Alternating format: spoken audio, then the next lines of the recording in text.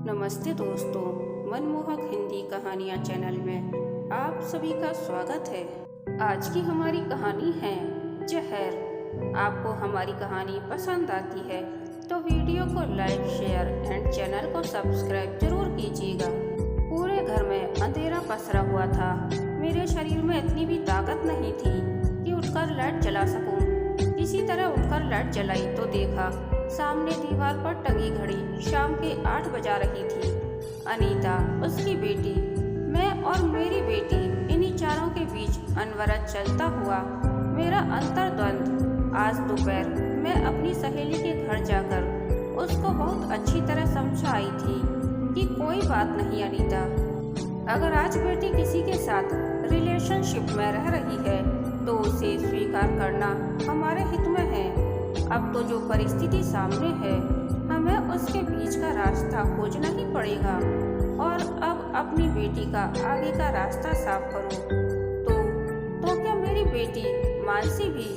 नहीं लगा मैं और अनीता एक ही नाव में सवार हैं। नहीं, मुझे कुछ तो करना पड़ेगा। फिर किसी तरह अपने को संभाल कर मनोज के आने का समय देख चाय बनाने किचन में चल दी। उलझने सोचते समझते दिल्ली में इंजीनियरिंग कर रही अपनी बेटी मानसी के आने का इंतजार करने लगी। उसने आज घर आने की बात कही थी। वह सही वक्त पर घर पहुंच गई। उसके आने पर वही उछल कूद, खाने से लेकर कपड़ों तक की फरमाइशें, मानो घर आंगन में छोटी चिड़िया चहचहा रही हो। डिनर टाइम पर सही समय देख अनीता की बेटी का जिक्र छेड़ा तो वह बोली, अरे छोड़ो भी माँ, हमें किसी से क्या लेना देना। अच्छा चल छोड़ भी दूँ, पर कैसे बेटा, कैसे इस जहर से अपने गंदे होते समाज को बचाऊं। माँ, सबकी अपनी अपनी जिंदगी है, जो जिसका मन चाहे सो करे। वह बोली। मैंने लंबी सांस ली और कहा, अच्छा बेटा, मैं सोच रही हूँ कि इस कमरे का पर्दा हटा दूँ। अरे क्यों माँ, कुछ भी बोलती हो? यह क्या हो गया है तुम्हें? बिना पर्दे के घर में कैसे रहेंगे? वह झुंझलाई। क्यों, मेरी भी तो अपनी जिंदगी है, जो चाहे मैं करूं। मेरा लहजा थोड़ा तल्ख था। मैं आगे बोली, आज आधुनिकता के नाम पर हमने अपनी संस्कृति, सभ्यता, लोक लिहाज, मान मर्यादा के सारे पर्दे भी तो उतार फेंके हैं। अपने वेग और उफान में सीमा से आगे बढ़ती नदी भी सदा हाहाकार मचाती है। और आज की पीढ़ी भी क्या अपने घर परिवार, समाज, रिश्तों को दरकिनार कर अपनी सीमा से आगे नहीं बढ़ रही है। मैं मानती हूँ कि हमारे बच्चे उच्च शिक्षित, समझदार और परिपक्व हैं, किंतु फिर भी जीवन की समझ अनुभव से आती है और अनुभव उम्र के साथ। हम सब उम्र की इस प्रौढ़ता पर पहुंचकर भी जीवन के कुछ निर्णयों के लिए तुम्हारे बाबा, दादी, नानू, नानी पर निर्भर है। मानसी चुपचाप सुनती जा रही थी। थोड़ी देर रुककर मैं फिर बोली, प्रेम तो दिल से जुड़ी एक भावना है और विवाह एक अटूट बंधन जो हमारे सामाजिक ढांचे का आधार स्तंभ है। और यह लिव इन रिलेशनशिप क्या है बेटा? चढ़ती हुई बेल भी तभी आगे बढ़ती है जब उसे बांध कर रखा जाए। सो बिना बंधे रिश्तों का क्या भविष्य? क्यों आंख बंद कर अपने भविष्य को गर्त में ढकेल रहे हो? हमारी संस्कृति में आश्रम व्यवस्था के नियम भी इसीलिए बने थे, किंतु अब तो ये सब दकियानूसी बातें होकर रह गई हैं। माना कि आज समय बहुत बदल गया है, लेकिन ऐसा भी नहीं है कि हम बड़े लोगों ने अपने को नहीं बदला।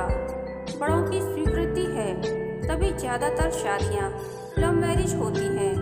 किंतु आज आधुनिकता के नाम पर अपनी संस्कृति को त्याग पश्चिम की आयातित संस्कृति की नकल करना बंद करो। सोचो और समझो कि तुम्हारे love breakup, time pass love और टाइम पास रिलेशनशिप के क्या भयावह परिणाम होंगे। असमय बनाई संबंधों के अनचाहे परिणाम तुम्हारे कमजोर कंधे क्या बेटा, हर चीज का कुछ नियम होता है। बिना समय के तो पुष्प भी नहीं पल्लवित होते। इस तरह तो सारी सामाजिक व्यवस्था ही चरमरा जाएगी। हमेशा याद रखना कि माँ बाप कभी बच्चों का अहित नहीं सोचते। इसीलिए अपने जीवन के अहम फैसले तुम खुद लो, किंतु उनसे छिपकर नहीं, बल्कि उन्हें अपने फैसलों में शामिल करके। बचपन तो जीवन के भोर के मानिंद रमणीय होता है, किंतु जीवन का मानसिंध आते आते तपती धूप में माँ बाप ही तुम्हारे वट वृक्ष हैं। उनसे जुड़े रहो, अलग मत हो। तभी मनोज थोड़ा माहौल को संभालते हुए मानसी से बोले, देखो बेटा, तुम्हारी माँ ने जो तुमको ज्ञान दिया है, इसे याद रखना, आज के लिए भी और बाद के लिए भी। मानसी नीची निगाह करके अपने कमरे में चली गई। मैं समझ नहीं पाई कि मेरी बात का उस पर क्या असर पड़ा है। मानसी 2 दिन रहकर फिर दिल्ली जाने के लिए तैयार होने लगी। मुझे मन और आंखों में आंसू लिए जब उसे छोड़कर मैं अपने कमरे में वापस आई, तो मेरा मन सामने टेबल पर रखे कार्ड को देख खुशी से नाच उठा, जिस पर उसने लिखा था, यू आर ग्रेट मॉम।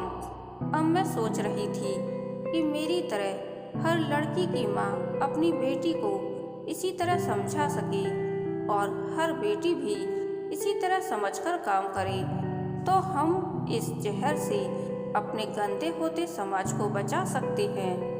कहानी के अंत तक बने रहने के लिए धन्यवाद।